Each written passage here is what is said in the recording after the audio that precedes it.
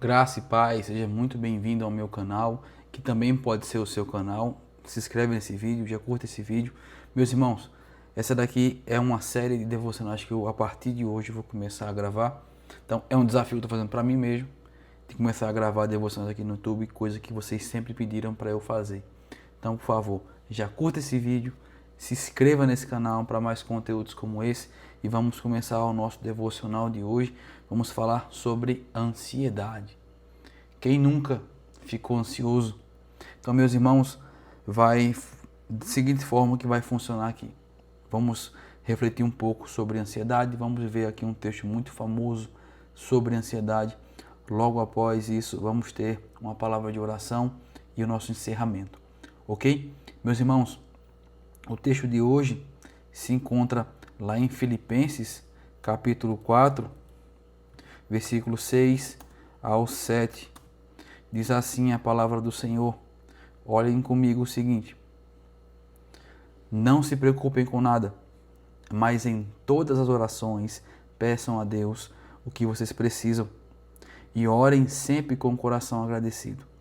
E a paz de Deus, que ninguém consegue entender, guardará o coração e a mente de vocês, pois vocês estão unidos com Cristo Jesus. Amém? Meus irmãos, vejam só. Vivemos em um mundo onde a ansiedade domina o coração de muitas pessoas.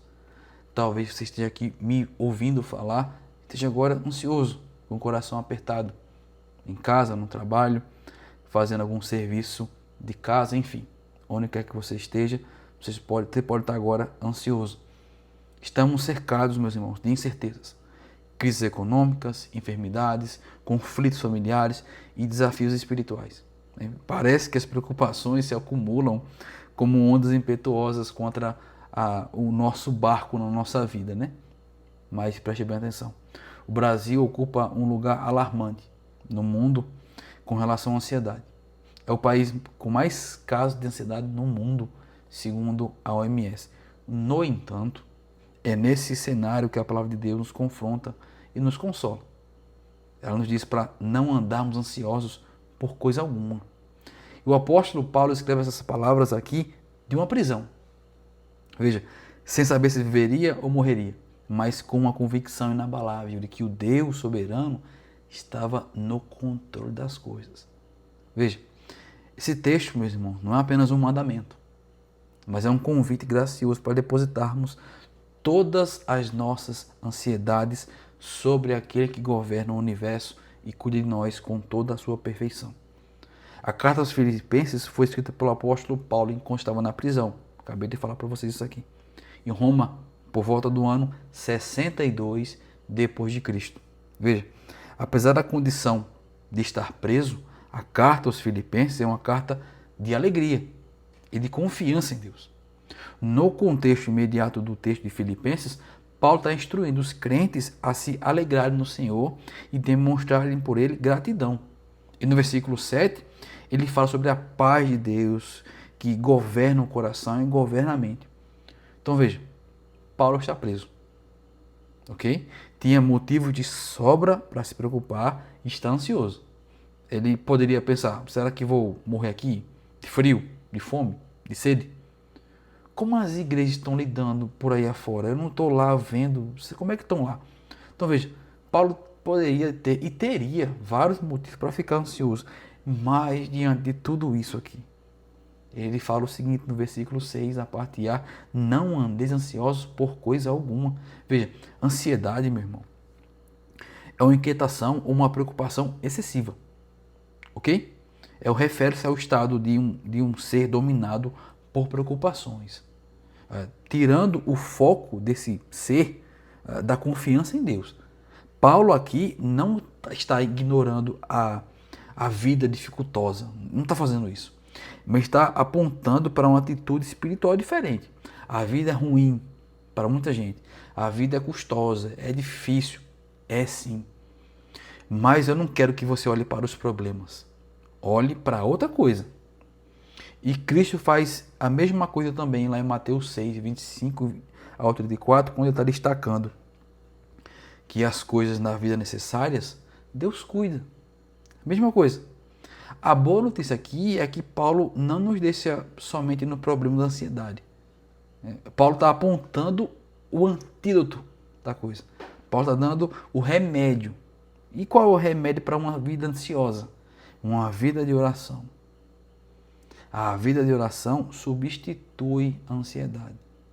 Perceba, o versículo 6 continua falando o seguinte: em tudo, porém, sejam conhecidas diante de Deus as vossas petições, pela oração e pela súplica.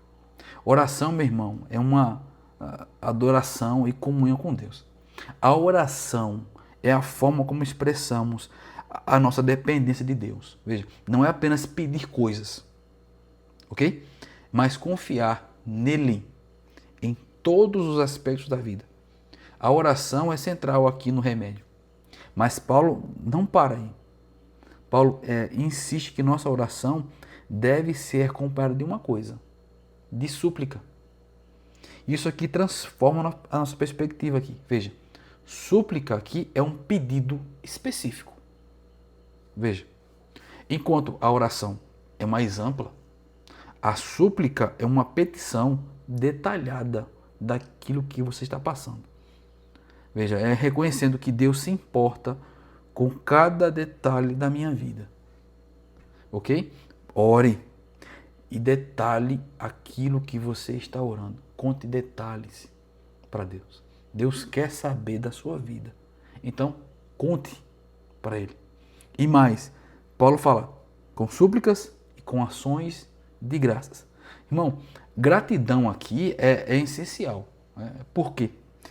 Porque nos lembra do caráter fiel de Deus. Veja, mesmo em momentos difíceis da vida, somos chamados para quê? Para agradecer a Deus pela sua provisão, graça e fidelidade. Que sentido, que perspectiva é essa de Paulo? Exemplo, eu estou passando por dificuldades, ok? Mas só passa por dificuldades quem está vivo, viu? Só passa por problemas na vida quem está vivo para passar por elas. Percebeu isso? Ao invés de ficar reclamando por problemas, agradeça porque você tem o ar para respirar e passar por eles. Essa é a perspectiva. É isso aqui. Veja, e qual é a consequência de entregar tudo diante de Deus e largar a ansiedade? Tem uma promessa para aquele que ora a Deus com súplicas e com ações de graça. Quem faz isso tem uma promessa. E é o verso 7. E a paz de Deus, que excede todo o entendimento. Veja, essa paz aqui não é apenas um alívio emocional ou uma solução momentânea para nossos problemas. Não é. Essa paz aqui é uma paz que transcende a lógica humana. Mesmo quando o mundo à nossa volta continua turbulento, Deus nos chama a uma calma interior que desafia a compreensão. Exemplo. Alguém que está enfrentando uma doença muito grave ou uma crise financeira pode experimentar uma paz mesmo sem ter resposta imediata. Por quê? Porque confia que Deus está no controle. Entendeu? E além da paz, o que Ele nos faz mais além disso? E o verso 7 continua. Guardará o vosso coração e a vossa mente em Cristo Jesus. A palavra aqui, guardará, no grego, é um termo militar. Que significa proteger ou vigiar como uma sentinela. Assim, a paz de Deus aqui age como uma muralha espiritual, defendendo o nosso coração e a nossa mente contra os ataques da ansiedade. Veja, o coração aqui ele está representando as nossas emoções, que muitas vezes são abaladas pela ansiedade. E a paz de Deus aqui atua para proteger aqui as emoções, evitando que o nosso coração seja dominado pelo medo e pela inquietação. Essa é a ideia. E a mente? A mente é nossos pensamentos, que frequentemente se tornam caóticos e irracionais muitas vezes, né? Uma pessoa ansiosa não consegue pensar direito, não consegue falar direito, não consegue dormir direito. Deus nos chama aqui a manter o foco na sua soberania, nas suas promessas. E em vez de sermos consumidos pela ansiedade, deveríamos olhar para Deus e falar: o Senhor governa todas as coisas. Maior do que os meus problemas é o Deus a quem eu sirvo. Essa é a perspectiva. Paulo não disse que Deus nos guardará em nós mesmos. Percebeu também? Ou em alguém. Paulo fala que nos guardará em Cristo Jesus. Isso aqui muda tudo. Paulo está enfatizando que essa proteção ocorre em Cristo Jesus. Isso significa que essa segurança espiritual não está baseada em nossas forças ou méritos, mas na obra de Cristo, em Jesus. Como assim? De que forma isso que acontece? Cristo nos uniu ao Pai. Por meio da sua morte e ressurreição, somos reconciliados com Deus e temos acesso ao Pai, a Ele em oração.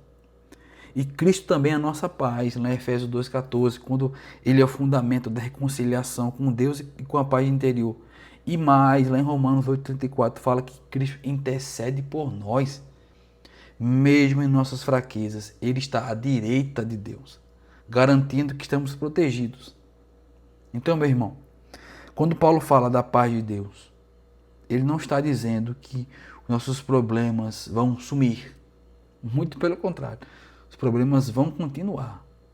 Só que o crente tem algo que o mundo não tem, que só Deus pode dar essa paz para ele. O foco não está na remoção imediata dos problemas aqui, mas é no interior do crente. Deus está prometendo para você hoje paz que o mundo não pode dar. Os problemas vão continuar, porque eles fazem parte da santificação que Deus está no seu coração trabalhando, te moldando através disso. Mas a paz que o mundo não tem, eu tenho e eu dou a você. Mas só dou a você se você vir a mim e se entregar para mim. Ore, fale, desabafe. Essa ideia, seja específico. Pratique gratidão, pare de ficar somente olhando para os problemas da vida. Tem gente que vive a vida toda somente reclamando. Meu Deus, uma pessoa que vive somente reclamando na vida é uma pessoa ingrata pelas coisas que tem e que já teve de Deus. E pelo amor de Deus, pare de confiar em si mesmo. Pare de confiar nos outros. Pare de confiar em políticos. Confie em Deus. Só Ele te dá essa paz. Só Ele guarda seu coração e a sua mente. Só Deus pode fazer isso. Amém? Vamos ter uma palavra agora de oração? Feche seus olhos e ore comigo. Meu Senhor e meu Deus, que o Senhor possa abençoar essa pessoa que está do outro lado do celular, me ouvindo nesse momento, que se está passando por algum ataque de ansiedade, algum momento de ansiedade. Ó Senhor, toma esse coração, toma essa mente, guarda. Dá a paz que só o Senhor pode dar, ó Deus. Tira essa ansiedade. Coloca nessa mente o entendimento correto a respeito do Senhor, que pare de olhar para as circunstâncias, para os problemas e comece a olhar para o Senhor, o que governa todas as coisas, aquele que pode todas as coisas, Senhor. Essa é a minha oração, em nome de Cristo Jesus. Amém. Então, meu irmão, curta esse vídeo, se inscreva e se você quer aprender a fazer um devocional bíblico correto, clica aqui no link abaixo e conheça mais sobre o meu estudo completo sobre como você consegue fazer um devocional. Amém? Até o próximo vídeo. Deus abençoe.